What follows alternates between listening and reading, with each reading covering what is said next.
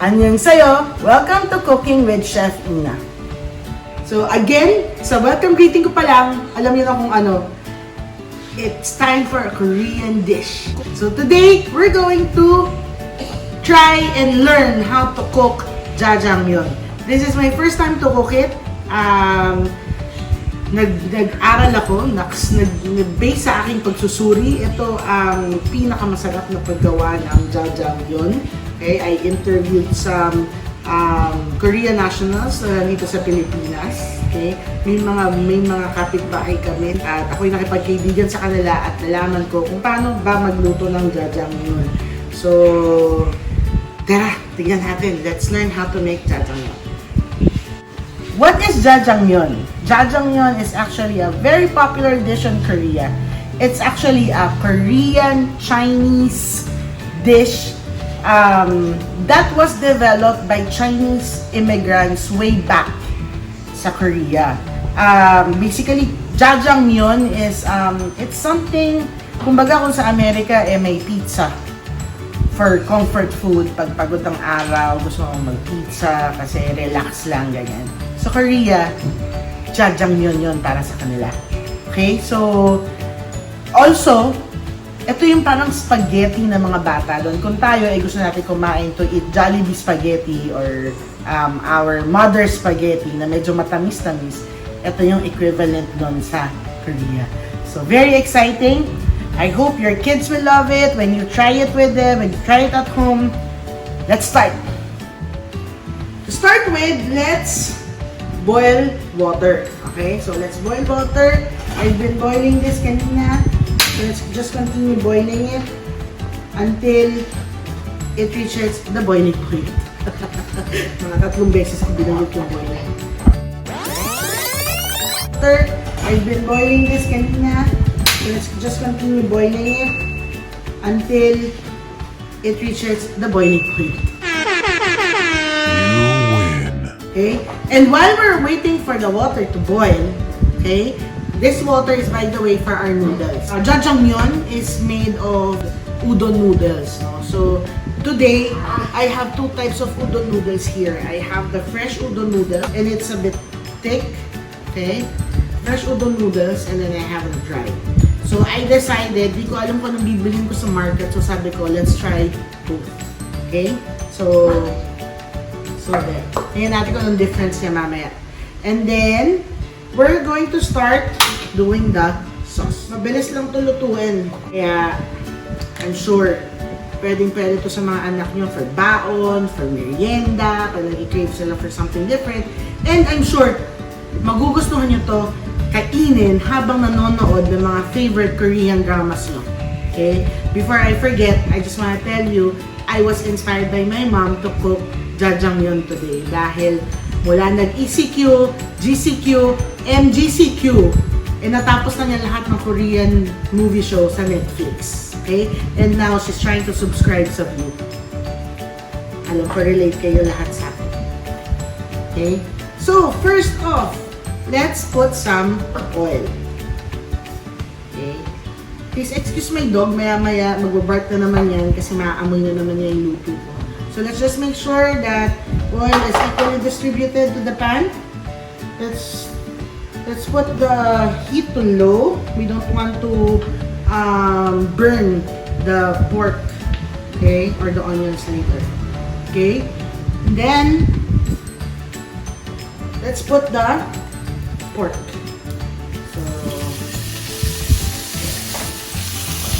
So let's try to make for 2 servings muna.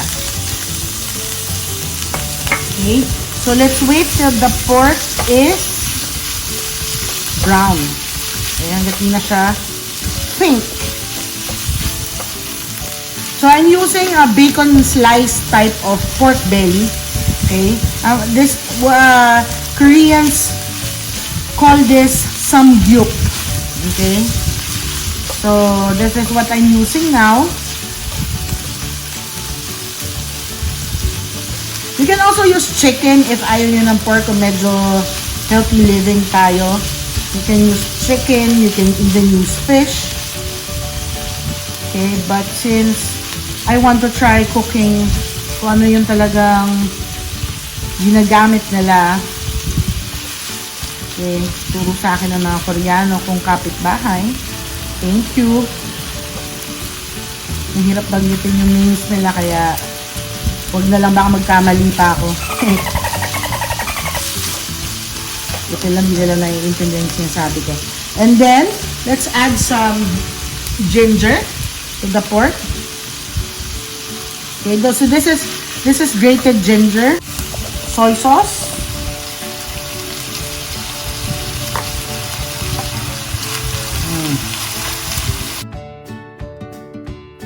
onions. So the onions, guys, you know, ang Chinese and Koreans, actually mostly Chinese, they're very specific with their cuts, with how they slice their vegetables. So slice your vegetables like this. Oops, sorry. Like this. Okay, so parang 1 centimeter square. Okay. Okay. Wait for it to be a little bit translucent.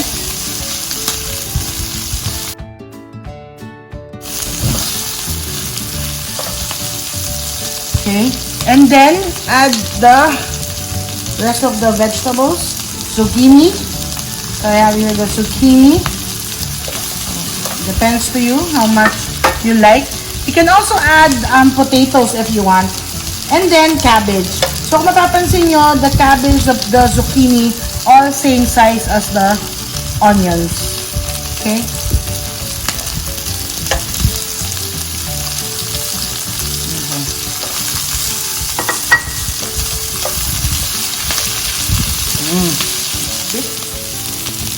Let's cook the zucchini a bit.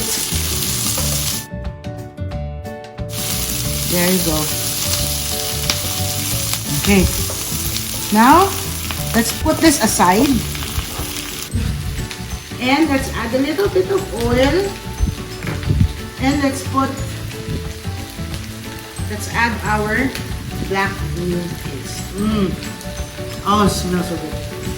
So the black bean paste that I'm using now has a combination of a little bit of garlic. Okay. You can buy black bean paste in the market, but specifically, of course, in a Korean shop. No? They call in Korea, I think they call their black bean chunjang, if I'm not mistaken.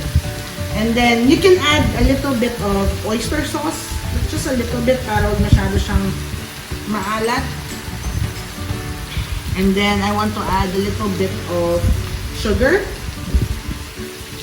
Okay, just a bit, 1 teaspoon of sugar.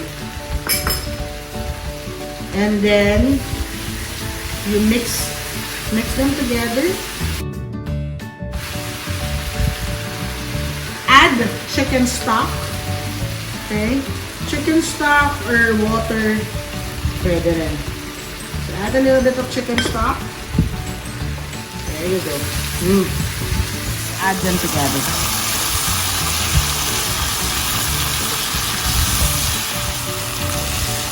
Again, guys, this is way better if you cook it in a wok. That's how a real Chinese cook and a Korean cook will do this. Okay. Let's add a bit more of black bean paste. Medyo kulang. Gusto ko medyo saucy eh. Ayoko ng ano eh. Ayoko ng jologs eh. Gusto ko saucy. Ay, naku, humilit na naman ako. Let's add a little bit. Okay. Yeah, it smells good. Okay, and then, let's add the sesame oil.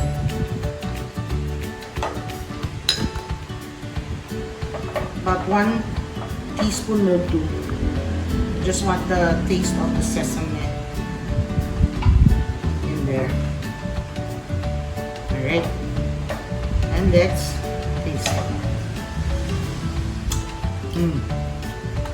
Right now, it's a little bit salty because of the oyster sauce and the black bean paste.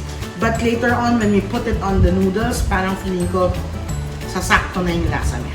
Okay? So, let's set this aside. Let's turn this off. And let's drop our noodles.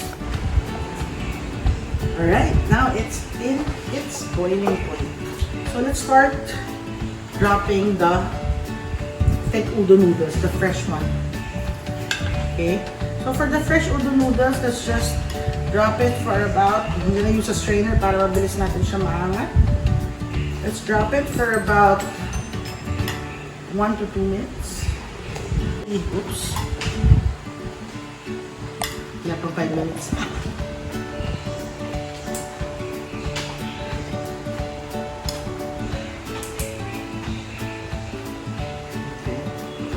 We want it al dente, so let's just drop it for 1 minute. Alright, now our fresh udon noodles is ready. It has been 1 minute already. And I don't want it to be soggy. I just want it al dente. And let's take it in a plate. There you go. Okay, make sure the water is drained.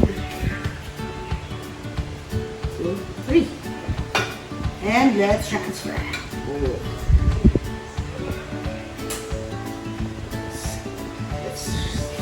And then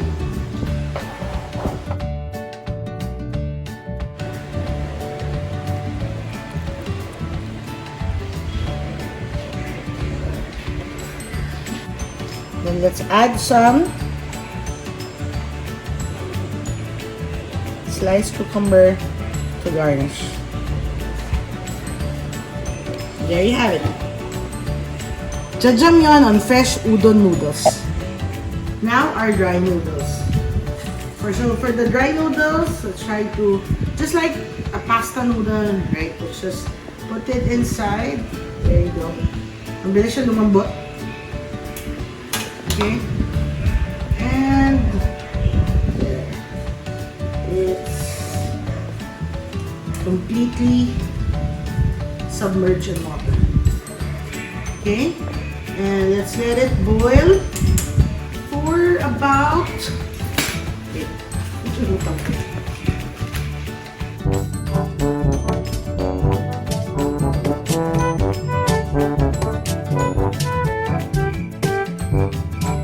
minutes.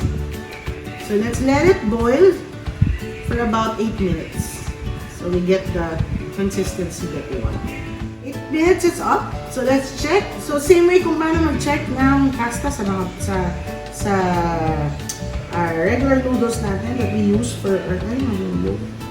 Just check the inside. Alright, wala na siyang puti. Okay, let's try it. Okay.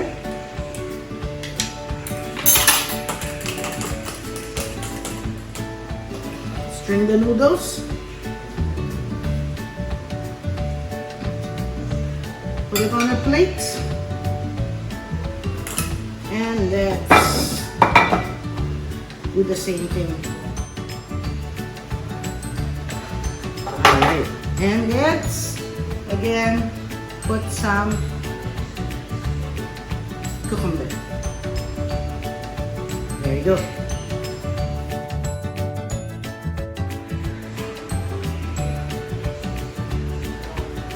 Now we have our jajangmyeon. We have one with dry noodles that we had to cook for 8 minutes, and we have one with fresh noodles, udon noodles, that is thicker, and we just cook for 1 minute. Okay? Let's see anong mas masarap. Let's try first the thick noodles. So let's mix it together. There you go. And let's try. Excited ako. Okay.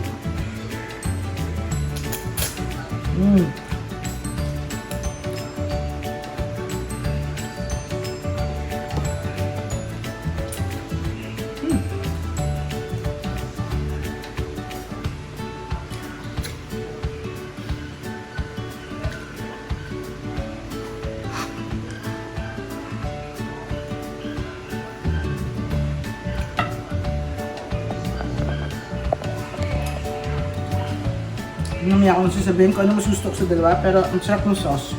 Tama nga, medyo maalat siya guys pag niluto nyo. Pero pag nilagay mo na siya dun sa sauce, ang sarap.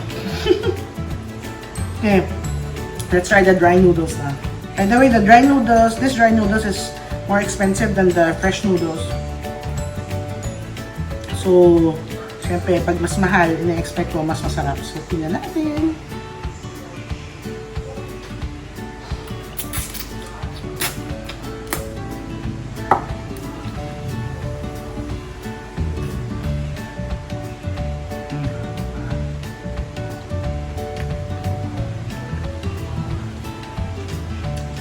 Ang sarap din. Magkaiba sila. Since this is a little bit thicker, parang mas na-neutralize niya yung salty taste ng sauce. Okay? Kasi syempre, mas maraming, mas makapal siya. Okay? And it's also the texture is just right. Tamang-tama lang yung pagkaluto natin. So wag niyo siyang i-overcook ng 1 minute because it might be too soft, mushy na siya, then hindi na siya masarap. Pero fresh udon is good. Fresh udon in the market is parang isang piraso. It's packed per portion. Nasa 26 pesos lang. So mas mura siya. And then this one naman, this is interesting kasi para siyang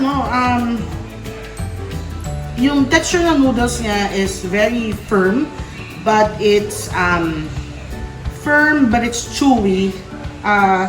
So nagbagay siya dun sa pork.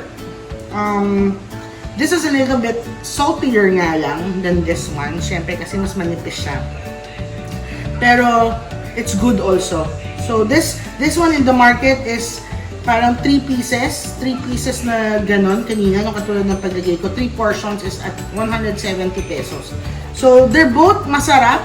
Kaya sinabi ko na lang yung price is because doon na lang tayo magbase. So pag medyo gusto natin na medyo mas mura, doon tayo sa fresh udon. E pag gusto natin na medyo kung medyo may budget tayo na mas onte, then let's maybe buy the dry one. Okay? So but all in all, both are good. So super excited na ako ulit patikim to sa mommy ko. Kaya I wanna excite my mom. So another good recipe na natutunan natin lahat ngayon with how to cook with Chef Ina. This is my first time also, so sabay-sabay tayo natuto dito. And very excited na ako kasi I'm gonna eat it and drink soju with it. Okay? Sarap siguro nito, guys. Ay, umiinom na ako. Thank you for watching How to Cook with Chef Ina. Again, this is Jajangmyeon, our first Korean recipe. So please like this video, subscribe to my channel so that you can get an update when I upload again a new recipe video. So bye guys, see you again soon. Gamsamnida.